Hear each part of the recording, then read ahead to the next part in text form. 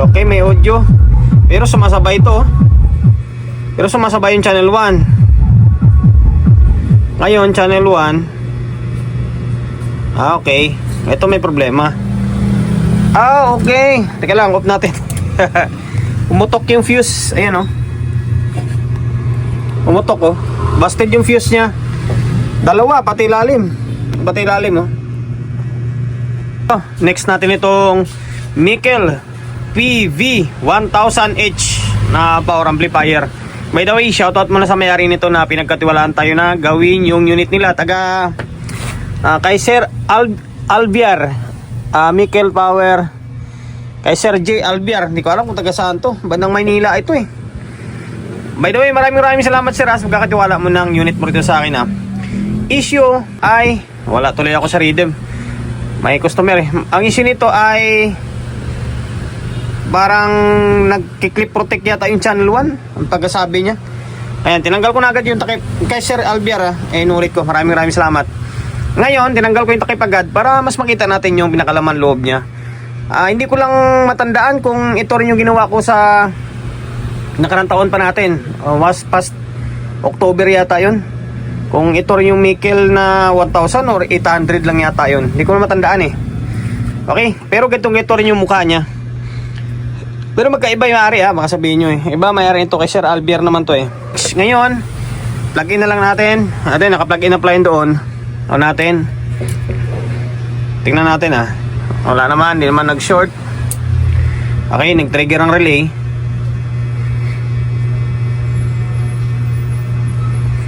Ngayon, okay.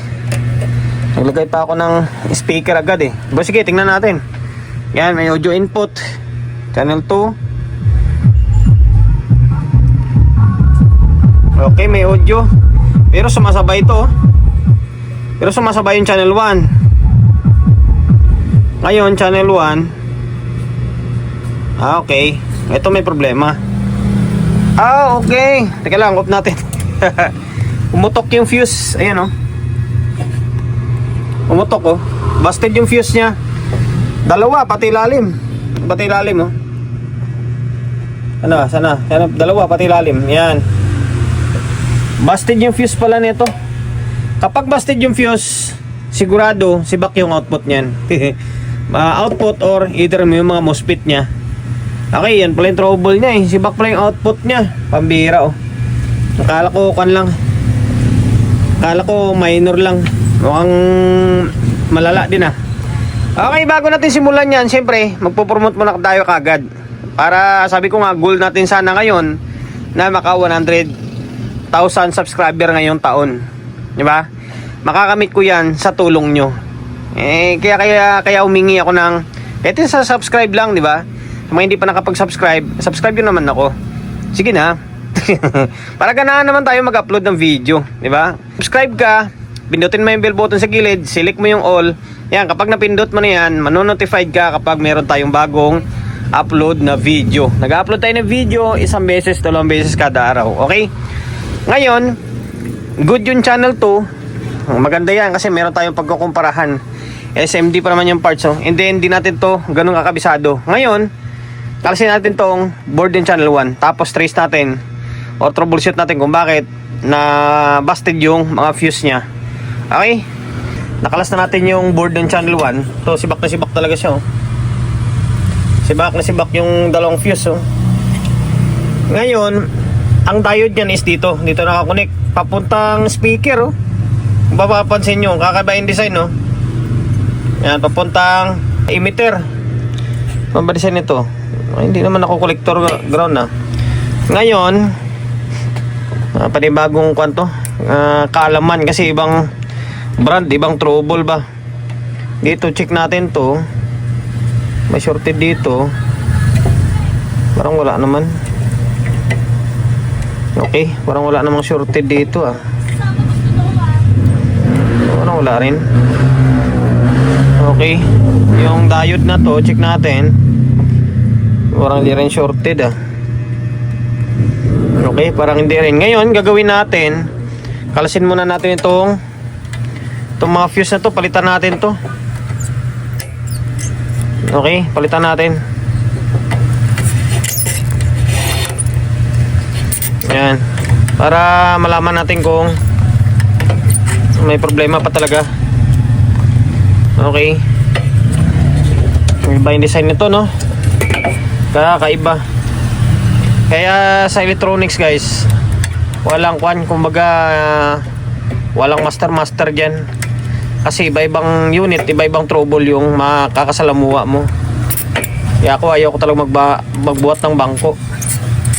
Kasi kada trouble na may counter ko, ibang brand, ibang unit, ibang trouble rin yung nasa sagupa ko. Kaya hindi mo pwedeng sabing master ka dyan.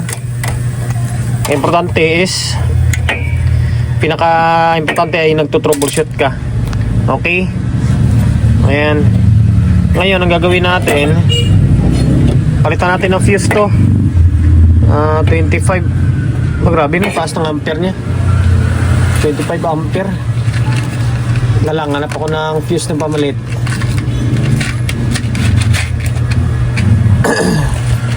Kahit 10 ampere lang yan, pwede na. Kahit 20 o 15 ampere nga lang yan, pwede na eh. Ito, buo to. Lagyan natin. Okay. Bagong fuse to ah. Tapos, isa pa. Para malaman natin kung may shortage siya or wala. Oh, ayan. Ngayon, click ko muna to. Try ko ibalik yung supply niya. Tapos i-plug in natin or i-on natin. Tingnan natin kung may shortage siya or wala. Malay natin, baka mamaya fuse lang yung sira, di ba? Naibalik na natin to. Balik natin, ang dami, ang haba ng wire niya. Akala mo haba ng amplifier no? Ayan, naibalik natin yan. Yung isa nakakabit pa rin. Ayan na lang natin. Iilaw lang naman yung bulb yan in case na may shorted eh. Ayan, nakabulb pa rin tayo. Ngayon, oh, nag-normal ah.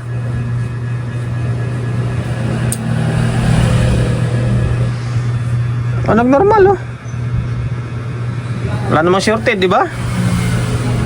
Teka lang, double check natin. Wala akong kinakabahan eh. Ngayon, check natin kung may bias siya or wala. Yun lang, mukhang baka fuse lang ito eh. Sana nga, di ba? Para hindi mapapagastos si bossing. Labor na lang bayaran niya sa atin. Ngayon, switch on natin ulit. Walang ka-short to. Ngayon dito, natin kung may bias siya or wala. Meron. Kasi kung may short na output yan, matik, iilaw yan. Iilaw yung bulb natin. Meron ng taas pala yung bias nito, parang integrated. Nasa 0.4. Ngayon dito, parang wala ah. Parang wala.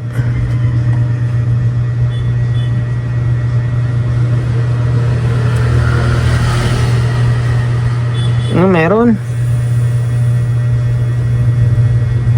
Meron oh. Normal siya oh. Diba? Oh. Normal. Dito kaya. Oh, normal nga siya daw. Normal talaga siya oh. Okay ah. Fuse lang oh. Tumirik yung fuse. Okay ah. Madalang ka na lang talaga maka-encounter ng trouble na fuse lang bibigay. Bibigay yung fuse, madalang lang. Siguro maaari baka nagkadikit yung speaker nito. Diba? Nagkadikit siguro yung speaker. Kaya tumirik siya. Although okay. Kita ko na. Meron pala problema rin dito. Kaya lang bumukod sa may fuse. Ito to. Sibak ito. Focus. Ito, yan. Buti napansin natin. Ito. Ito. Sibak to. Ito yung takip niyan. Dito galing yan eh. Papunta to sa may parang MOSFET ito. Ito to. Yan. Ito ay magkapares. Ito resistor. Diode pala ito. Diode to. Ito. Diode dito. Baliktad kasi oh. Yung itong na side, nauna yung resistor, tapos diode. Focus ka kasi. Yan, ito resistor, diode, capacitor, resistor, capacitor. Ito naman na side, nauna dapat to, ito diode dapat to. Diode, resistor, capacitor. Okay, biyak pala siya. Okay, buti na lang. Wala, sibak talaga siya, oh. May bias siya pero hindi kagana to pag ganito. Ito, sibak ko. Ngayon, alamin natin. Doon sa may kabilang side, pwede naman natin silipin eh. Okay? Yan na, balik troubleshooting tayo. Natuwa tayo dahil akala natin fuse lang, pero buti na lang napansin natin. Kasi ganun din, pagbalik mo, wala pa rin audio. Buti na lang nakita ko eh, nakabuka siya. Talas na mata ko pa, no? Nakalas na natin to. Yung nalaglag na nga yung kabiyak niya, to.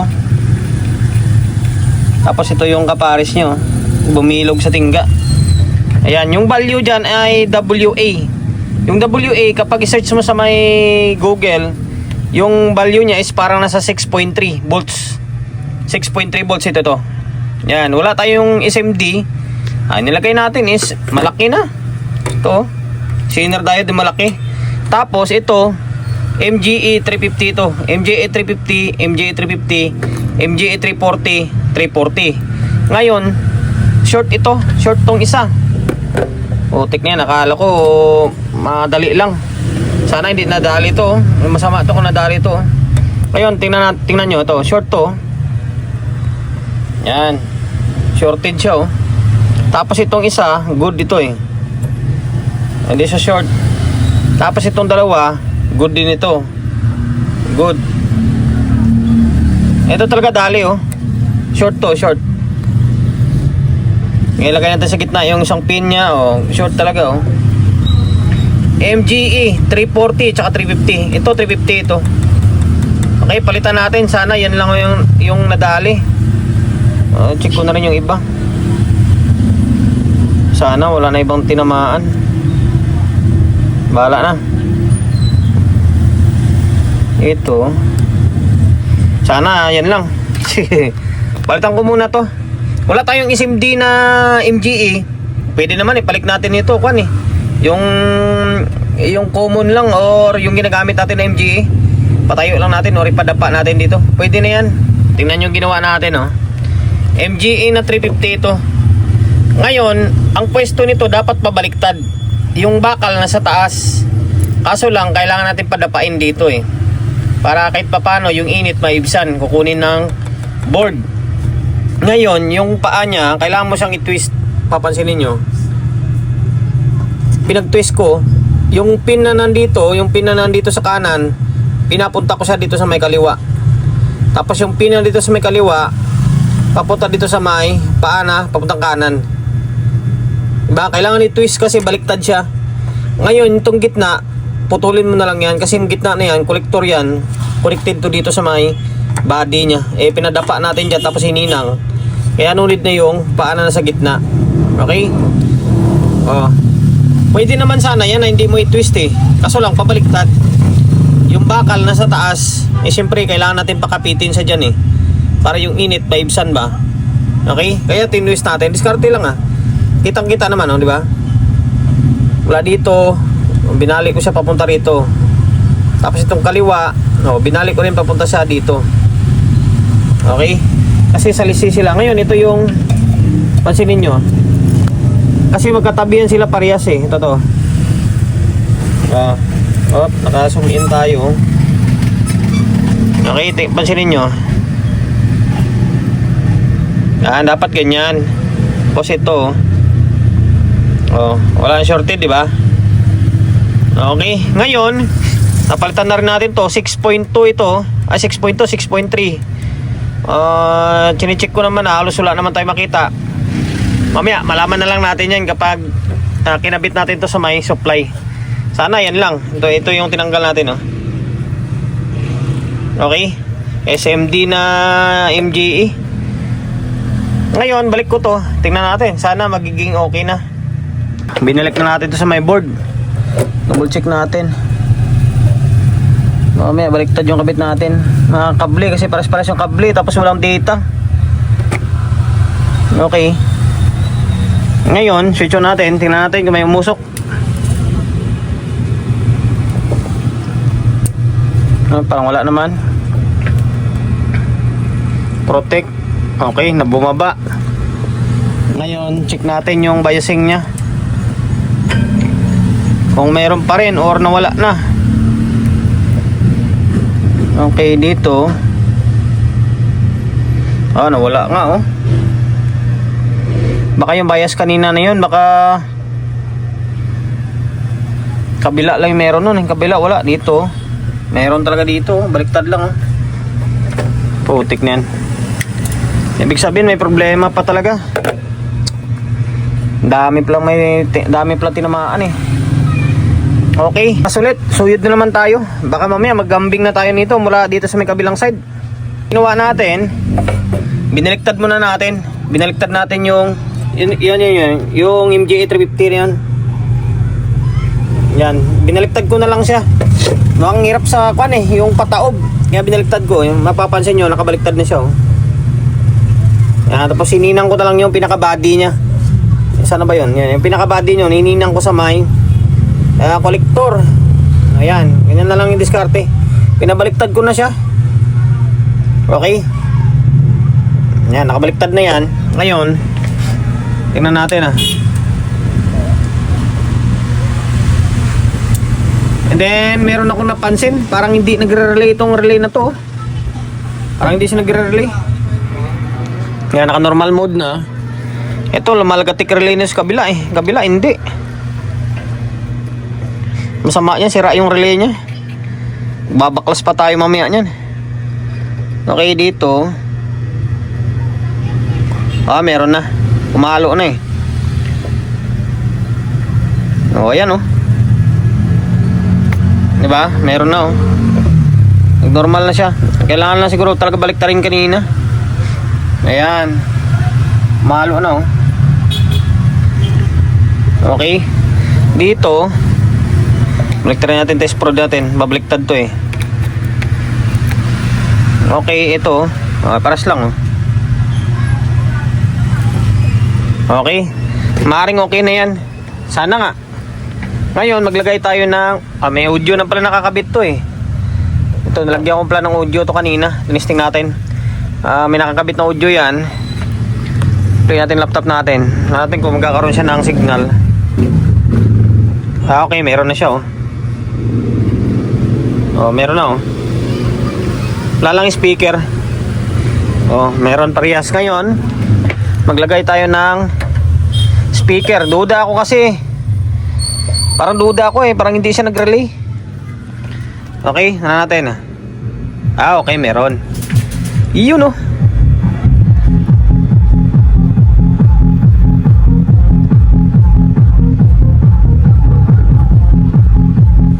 Hindi naman basag yung tunog niya. Lipat natin sa my channel 2. Tingnan natin yung tunog. Kumpara ko lang.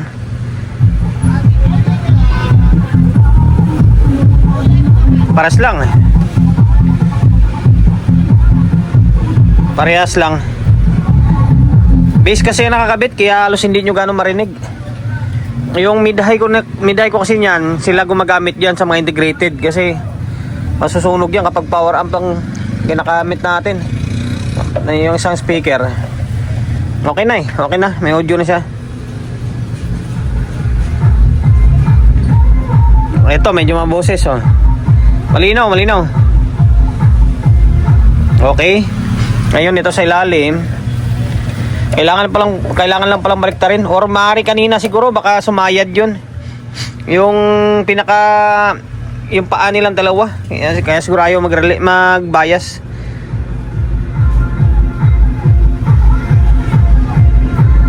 Okay, good na. Nadali na. Yun lang. Ano ba? Nakapagbigay idea ba ako sa inyo?